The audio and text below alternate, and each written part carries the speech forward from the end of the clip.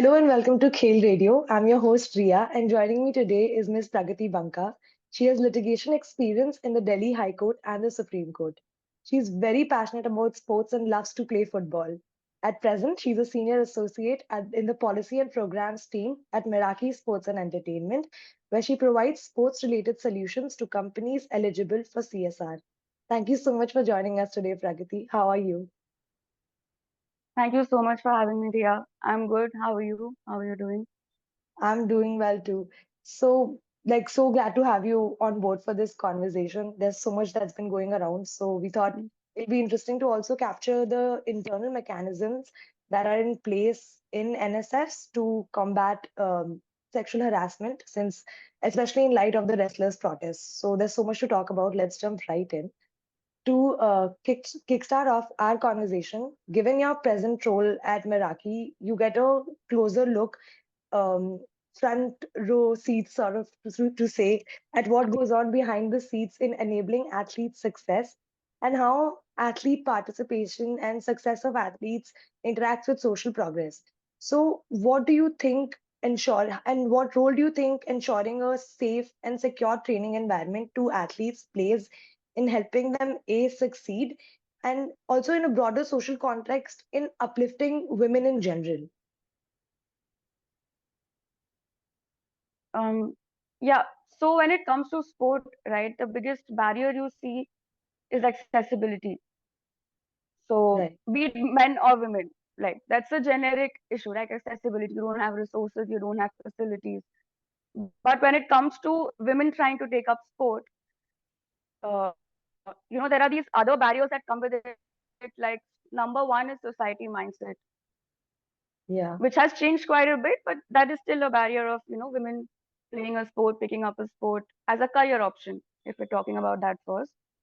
And Yeah. then comes the safety issue. And, you have to go either during the daytime or early morning, but you otherwise have school or college, like classes, it's tough to go in the evening when it's late in the evening after you're done with your studies. So it's very tough to also, like when you see as a safety point of view, to access sports for women. So Yeah. providing a safe space is key, right? And as something as basic as a washroom, like a changing room, you and I have been playing for Yeah. since as long as we can remember, and we know how many like issues we face because you wouldn't just find a decent washroom in a ground or at a turf we're Yeah. playing. Yeah. Absolutely. It would almost So be surprising if you find a decent washroom in sports arenas. right, like Yeah. we went for a tournament where like I just went to see, it was a local tournament happening. I saw a group of women who've made a circle around one of their teammates, and Yeah. she's changing there. So it was Ye- funny, but it's fine. Like we were not adapting, it's okay. We'll Yeah. adapt to whatever barriers we have. So that's been a good change when you look at that. But coming to how true it is, things are changing. People are investing. Brands are also conscious. Government is also conscious. They're putting in money. Like Odisha, we both come from the state of Odisha, and it's Yeah. a role model, right, when it comes to providing that safe space and facilities. Absolutely. So, uh, like at Meraki, also we work with this company called Wellspin program, where we work have a CSR program running for them, where they Right. support women athletes. So we support financially, their training, equipments, other services like psychologists, legal services, and things like that. So Right. once these things are taken care of for an athlete, their entire focus is just on sport, on just getting better, focusing on training, and everything Right. else is taken care of, right, by Right. their team. Exactly. That's the elite side of, like, sport, if we see. But coming to women empowerment through sport, uh, I don't know if you came across this report by ENY, where they said that they did a study where 91% of C-suite ranked women in US have played a sport in their life. 91% Damn. of women. So, that's a Yeah, great number, which shows that how sports is not just a career option. It's not just about representing India or representing your state or representing your college. It's just the other skills also that come with it. There's yeah, confidence, there's team building, and other vocational skills that you can develop through sport. right, So I think it's high time we also look at sport as a medium to uplift women, or right, help with things like inclusivity, work in rural areas where casteism is like it's right, everywhere, but where it's sport. So these things abs can be used as a tool to right, help elevate these issues that we see. right. Absolutely. And that's a very interesting statistic that you've shared. Like, I mean, sports can bring so much to the table. And especially for women, I think now that it's actually making a difference, this should go the long way. And yeah, like so many different skills you can acquire. And I think it's important that sports acts as an outlet for women to achieve these extra skills as well. So yeah, like that's Yeah. very interesting. So now when we come to the steps that national sports federations need to take in order to prevent harassment against sports persons. The law provides certain guidelines, certain rules that must be followed by these NSFs, right? What are these rules, and like what does non-compliance with these rules mean, right? Like since these rules are already, they have been in place for a very long time. Conversation around sexual harassment against sports persons has also been around for a very long time. These set of guidelines that was published back in 2013, which is 10 years back, right? So there's a lot that has been put in Yeah. place. So it's important to know what are these sort of rules that NSFs must follow, since even after such a long time of them being introduced, a lot of NSFs don't really do it. And an addition to that would be, do these rules also provide for certain safeguards or support systems? Like you mentioned, the appointment of sports psychologists. Is this something that the rules provide in order to provide assistance to victims? I think you sort of also answered in your question, that even though there are these guidelines, very few federations have it in place. Like under the Right, POSH, like Section 4 of, the Act, you are supposed to have an ICC constituted in your organization, where there's a full mechanism which is publicly available to your members of how to go about it. right, But it's just on paper. You will not actually see. POSH is very late. You will not see them following basic requirements that they need to follow to to maintain their license. So expecting these things come off very far-fetched, but of course, yeah, these basic requirements should be there in place.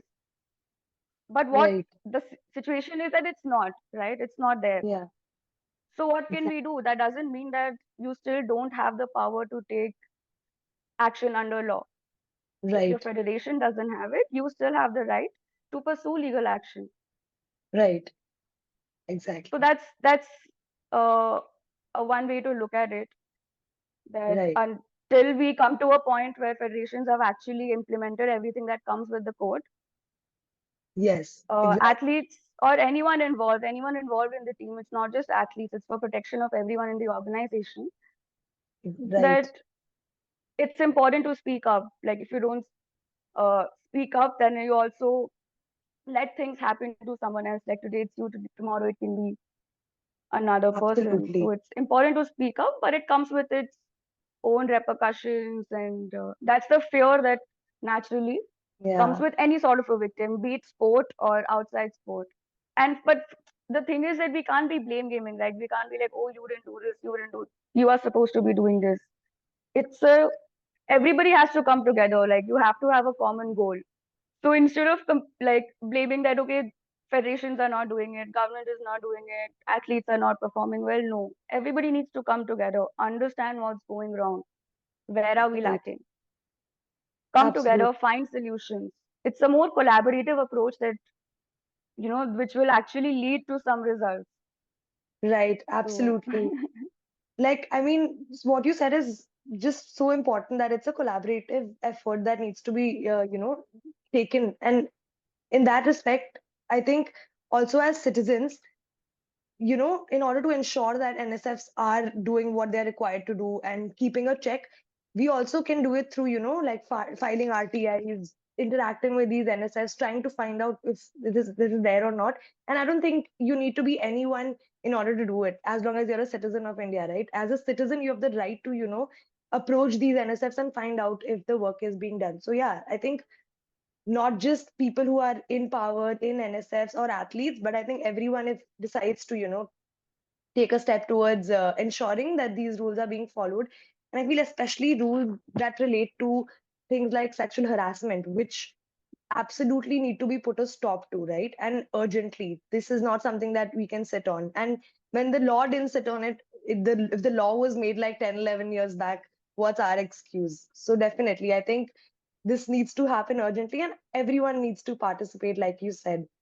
So now, like you said, even if the NSFs are not doing anything, there is always some recourse that's available, right?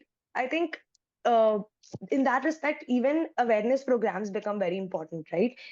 So that athletes know that even if they do not have the right mechanisms, internal mechanisms available at NSFs, they still have certain routes that they can take in order to sort of voice their concerns. And if they have suffered something, they can still take action against their perpetrators. So these things become very important. I think another important thing to address in this context is that within sports federations or any organization for that matter, there exists a lot of power disparity, right? So someone at a very senior level, which is also why POSH as an act becomes so important. Someone at a senior level as compared to someone who's very junior or has just entered the system. So there's a lot of power disparity. So in that context, why do internal mechanisms or their presence within systems become so important? We have to realize that, like professional athletes, most elite athletes, when we talk about, they start at a very young age.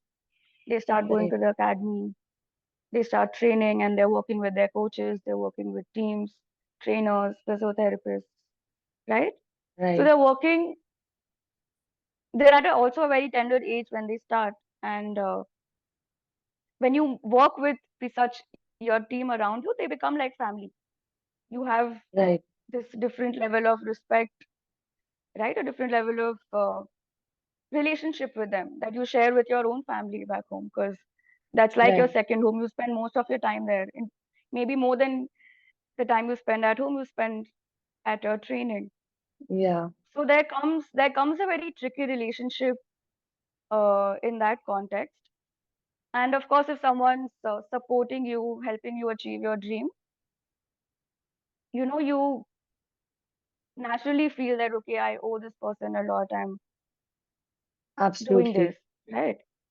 So when it comes to institutions, heads, right, uh, there is a big power dynamic, power difference, if we may say.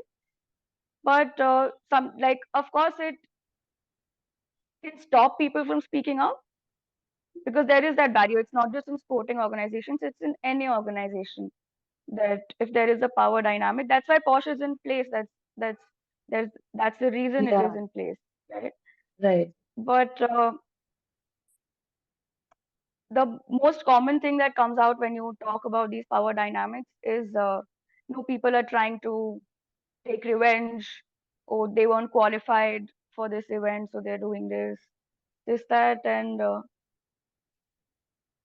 they don't understand that it's not going to help. Like, complaining about these things, it's not like this will directly lead to qualification. Yeah, There are 100 consequences that come with it when you speak out. right. So this power dynamic is huge, but yeah, we shouldn't deter it. Ideally, in a very ideal situation, yeah, we shouldn't be scared. We should speak out. But you have to also be cognizant of the consequences that come with it, and that's okay. You should be Right. strong and face it. What comes with it comes with it. Like, it's very tough to, half of these cases you see are also gone away with, there's no evidence to prove. Yeah. Right. So how something as it doesn't have to be rape every time. It can be something as someone making passing a comment or just touching you. How Right. do you get proof of that? You're not always recording yourself. You're not recording everything that's happening around you.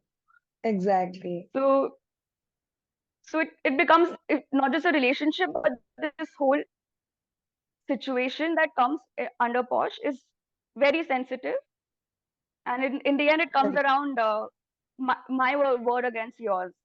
So when it comes to my word against yours, that's when the power dynamics actually have a great Right. influence. Right. Exactly. Yeah. So, like you said, matlab, when it comes to my word against yours, the power dynamic becomes so crucial that it becomes very difficult for the one who's speaking up to also, really carry their whatever they are speaking up about till the very end. Like they might get intimidated, or it might just be difficult to, with no evidence, which happens a lot of times, to prove what you're saying is the truth. It's a very taxing thing, I think, that can happen. And I think, yeah, which is why internal mechanisms, because they have so many safeguards, they happen in such protected environments. This becomes extremely like crucial to sort of combat the Right. difference that is created because of the power dynamics that exist within institutions. So that definitely is a like a big benefit that internal mechanisms can provide. Apart from the fact that obviously, like you mentioned, internal mechanisms or complying with the rules also means that you have sports Yeah. psychologists. So definitely all of this, Also, right? if I may just Yes, add, that I think one thing that might help getting ensuring that these mechanisms are in place is by ensuring there are more women in the management, like leadership positions, where absolutely. they ensure, and it's not just protection of women, it's for protection of everyone, but Right. having that empathy, having that kind of quality in management will definitely bring some change. That's my personal opinion. I think you're bang on about that. Like, I think the world hasn't seen enough of that to realize that it can make a huge difference who you have in positions of power. And diversity, just generally diversity in positions of power brings a lot to the table. Instead of just any one gender being in all positions of Right. power would be bad. So diversity, I think, brings a lot to the table, and I think it's very important, and that's a great Yeah. point to make as well. So, in fact, in ICCs and different offices that are mandated, there is reserved seat for women, right? And that's for a reason. It's because, like, apart from the fact that obviously women should be in on these panels, it also brings a lot of diversity. So for anyone who is so who wants to approach these authorities, be it, in fact, it just can be anyone. They have a variety of people who are there to listen to them instead of just one set of people, right? Or a similar kind of people. So it I think also inspires a lot of confidence in the athletes or the people who are approaching such panels or yeah, authorities. So yeah, I think that's a great point to end our conversation on. Thank you so much for joining me today. It was really nice talking to you. It's always very nice to hear from someone who knows sports inside out because of the insights you can bring to the table. So thank you so much for joining me today. Thank you so much for having me, Ria. It's always great to have a chat with you. Amazing. Same here, always. So, see you soon.